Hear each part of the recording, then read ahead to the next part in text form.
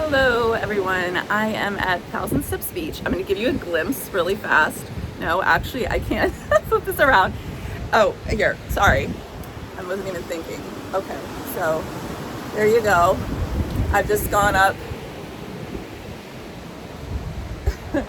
a lot of steps.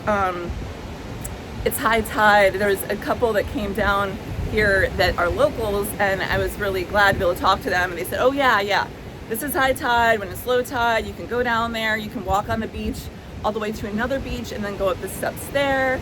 I'm in Santa Barbara, and it's been a few days, I think, since I've checked in on here. The evacuation for the Palisades fire is still underway, so I am still a bit displaced. And I've been so thankful for many moments of joy during it all, and it's so very necessary. I mean, last night I tried to take like a hot bath to kind of, like relax, but I was watching, news about the fire at the same time, which may sound very counterproductive, but it's also like necessary to a certain extent, to be staying informed and everything that's going on and the protocols and how they want folks to stay off the roads and the reality of things. I had thought Topanga was fairly untouched, and I think so far it's been very lucky. But that said, I was on nextdoor.com, and someone said, people in Topanga like seem to have this impression like everything's been pretty fine, yada yada, but it's not true. Like, people have lost their homes. They said that their neighbor had actually died trying to protect his home. But I am also just seeing a lot of photos and videos of like just wonderful people like coming together and like very quickly taking action to help one another. I want to say a couple things too. As I've been going about my day, I've met wonderful people like the two I just mentioned, and those moments of connection have just really been impactful in a positive way. On that note, a few nights ago I was at a restaurant and I'm sitting there eating on my own, and there was a family and these kids were playing. I mean, they're probably like 2 and 4 or something. Actually, yeah, I think 2 and 4. And just I don't know, just so sweet. So I don't, like kind of like not a care in the world, and just really sweet. And it was just a really like a family that exuded love. And I went over there and I told them, I was just like, I've been watching your kids, and they're just, playing and finding delights, and just, the little 2-year-old just jumping up and down in her little skirt, and just she's having a blast doing this and making her dad laugh. And they also, I asked if they had evacuated. There are a lot of people you see and you just like, I'm wondering, because everywhere I go I meet someone who has evacuated. And I mean, this has been along in Carpinteria and Summerlin, and maybe I might not have met someone in Summerlin, but and then in Santa Barbara. So anyways, so we had this exchange. They said how their house was still standing so far. They live in it was either Altadena or Pasadena. We never exchanged names, actually, but they were just really like nice people. And then I went and I sat down and started eating and stuff. And on their way out, she even came over and just said goodbye again to me, which was really nice. Like, and like, good luck and, whatever. And yeah. And after they left, a waiter came over and he said, they're taking care of your bill. And they didn't want me to tell you until after they left. I burst into tears. Like, my waiter came over for something, and he was like trying to be polite and sensitive. I was like, no, please drop off the chocolate souffle by all means. You all know that I like chocolate every day. Anyways, I'm so touched, and I'm sure they will never see this. I will never get to thank them in person. I bet I will never see them again in my life. Again, I have no way to ever connect with them. Don't even know their first names. But that meant a lot. And it was like getting help from people that were they themselves were in the position that they're in, you know?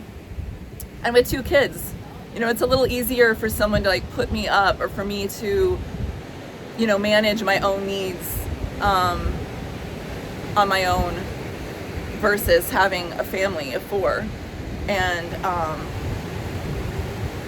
there have been a lot of other moments of joy too.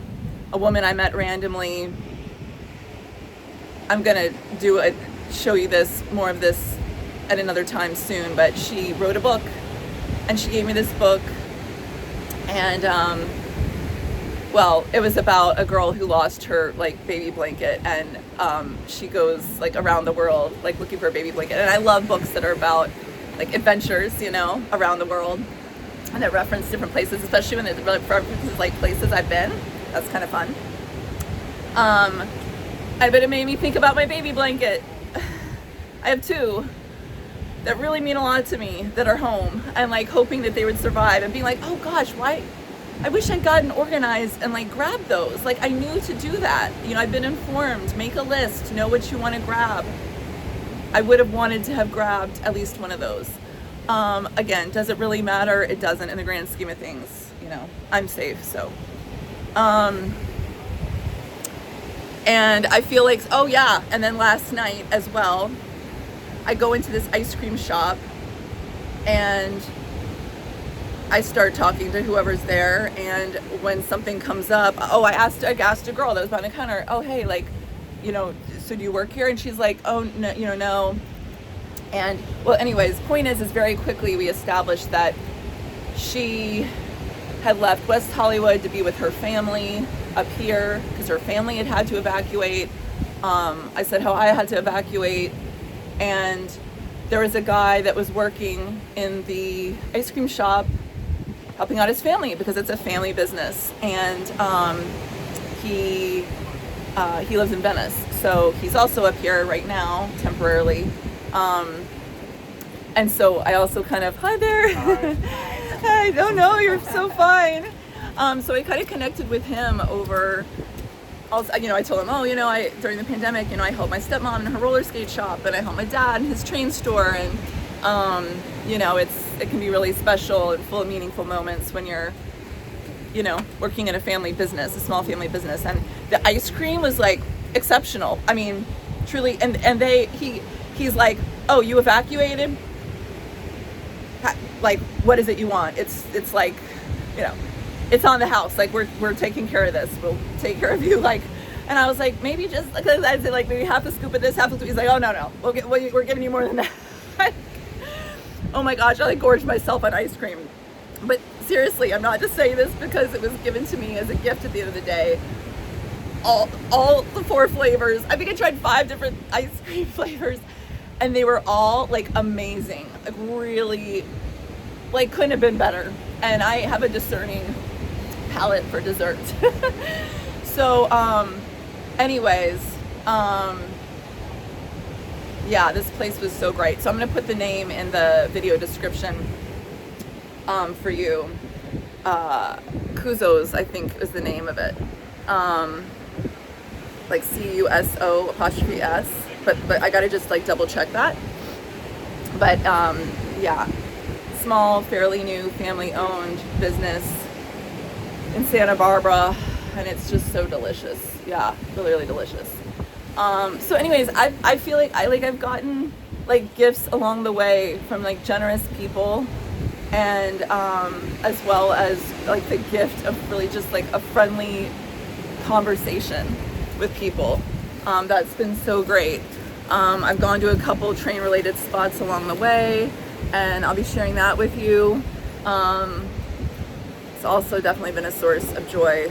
And then I'm headed to San Luis Obispo today where an Airbnb host has offered up their house for free to evacuees, and I have a couple friends who are going to be joining me who one also had to evacuate, another is having all kinds of respiratory stuff going on because of the smoke there, and he lives in Studio City and there was a fire there as well. So like lots of really generous Airbnb hosts who are giving discounts or sharing their homes for free to evacuees. And so if you don't know about that program and you're in a position to do that, maybe something that you consider and get on Airbnb and offer that, especially if you live in Southern California. It may be something you end up needing one day too, unfortunately. Hopefully not. So anyways, that's all for today. I'm gonna give you another little view of the ocean. Here are the steps, as people say. I guess I've gotten my steps in today, but I just wanted to share some of the really beautiful moments at a time of a lot of stress. Oh please. Oh yeah. Sorry. You're so good. At a time where so much is unpredictable and just really lots of crazy emotions going on, and a lot of people who are already in the throes of dealing with lost homes and lost lives. I've also been uplifted by just really kind strangers and friends and family and the Train Talk with Lisa community. All of you really, truly helpful, supportive, thoughtful comments, and I just want to thank you for that.